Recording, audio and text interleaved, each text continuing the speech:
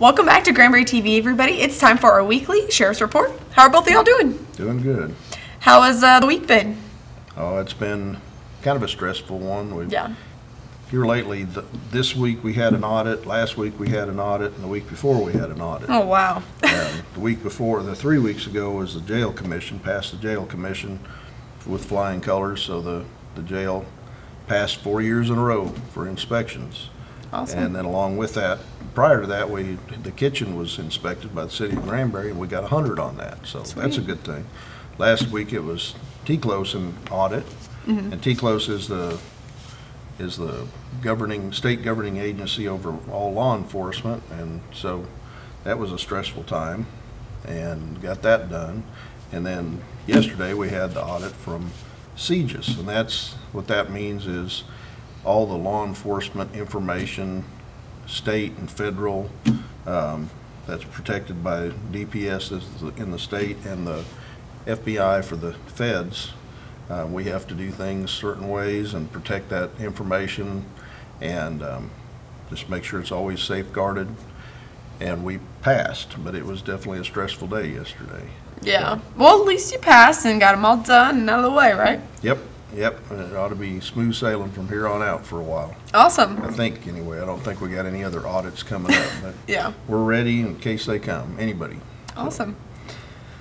And then today we had we've had some dumb crooks of the week. Well, we got one today again too. That this is a new one that I don't recall ever happening before. That my guys are in charge of security up at the Justice Center, and so when you come into the Justice Center, you got to empty your keys out of your pockets and all of that, and they make sure you don't have any weapons, and have to walk through the magnetometer, and if you're carrying a purse, then they get ran through the X-ray machine. Well, the guy had to empty his pockets and had marijuana in there.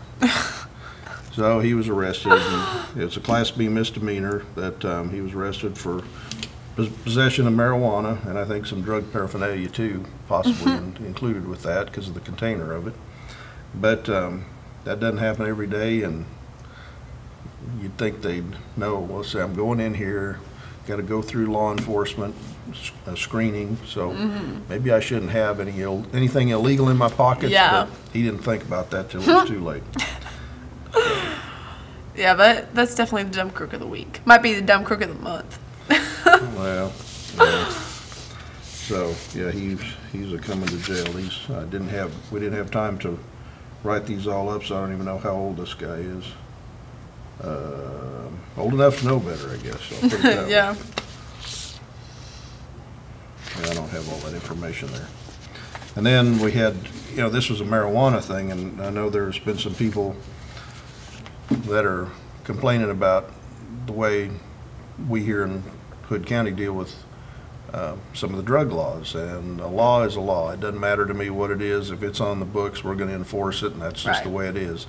There isn't a black and white and gray. It's black and it's white. You either did it or you didn't do it. Yeah. If the law says that it's illegal to possess marijuana, then it's illegal to possess marijuana, and we're going to enforce the laws. And so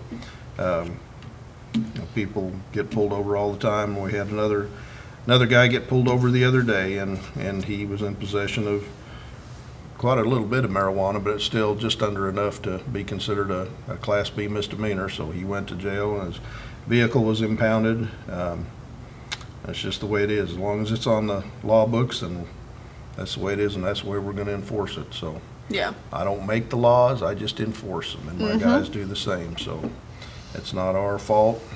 That's just the way it is. Yeah. Some people. So, But if you're going to go to court, you shouldn't be running up there with marijuana in Yeah. your pocket. You think. No. Now you got another court to go to. yeah. Yeah, I never did ask, well, was he going to court? That's bad. Yeah. That's really bad. Because usually after they find you guilty, then they, when they decide what they're going to do, whether it's Judge Walton or Judge Messina up there at the Justice Center, then they look at your background. What have you done? What else have you done? That might not be good with him. So Yeah. he might be in a whole lot of trouble, extra trouble. Even. Yeah. So, have you guys heard anything on the man that went missing from Pecan? No, there isn't hardly a day that goes by that I don't get asked about him, and that definitely bothers us. We've got investigators that had 2 investigators that have been following up on every lead that there has ever been, which there hasn't been much. And just, we were researching every aspect, every angle. The fire department was driving roads and getting airplanes to fly. We've been doing the same. The Brazos River Authority been looking. We've asked for the media to help us with getting the word out all across Hood County and then all across north central Texas. So we have not had anybody report that they've seen him anyplace or his vehicle. So that's a strange deal. Yeah. Not good either. So Definitely. has not been any activity on his credit cards or anything. So he just vanished into thin air. So It's quite odd. so we think about that every day, and we're definitely going to continue looking. Yeah. So you guys have anything else going on right now, or is it kind of slow, or that you can talk about, or is it just slower than, or not slower? You guys have a lot going on, but it's just not available to the public yet. Well, the narcotics guys, they've always got stuff going on. One of the things I'm working on for Commissioner's Court coming up next week, and it'll be for a future election date, is it doesn't happen all the time, but it happens a lot.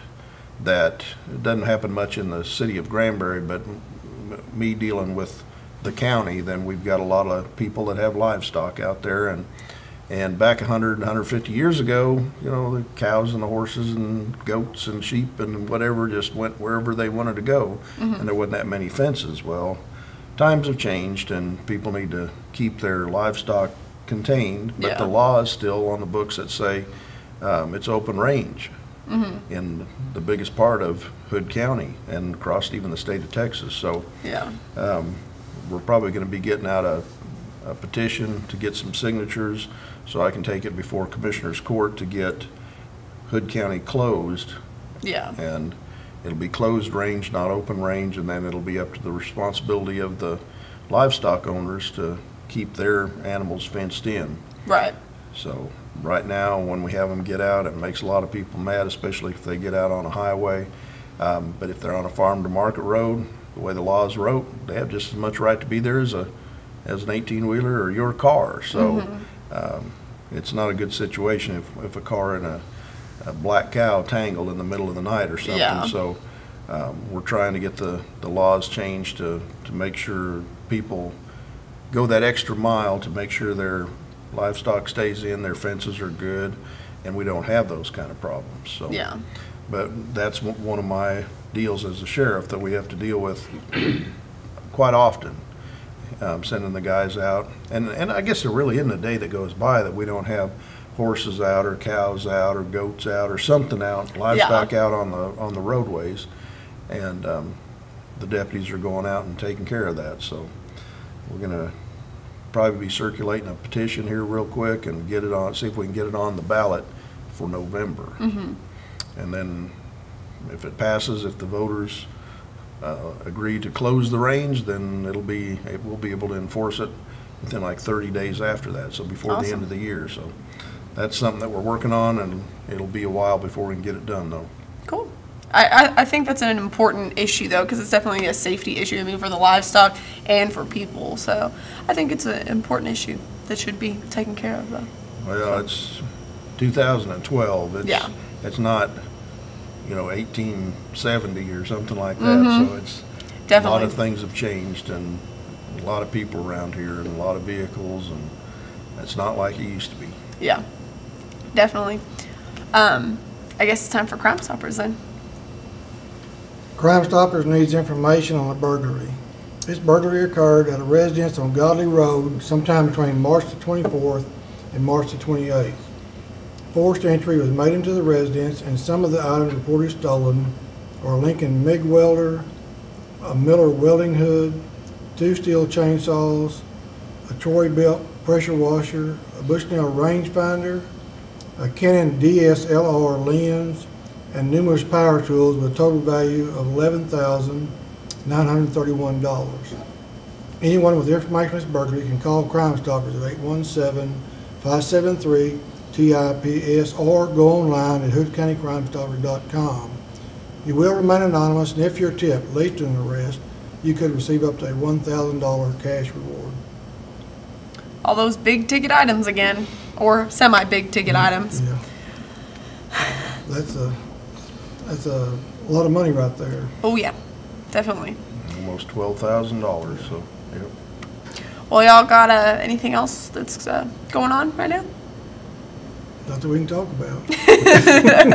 But like we said before, there's people out there right now that will make the news sooner or later because of their habits. Yeah, definitely. Well, I guess we hope you guys have a good Easter, and we'll see y'all next week then. We'll be back. Thanks for having us.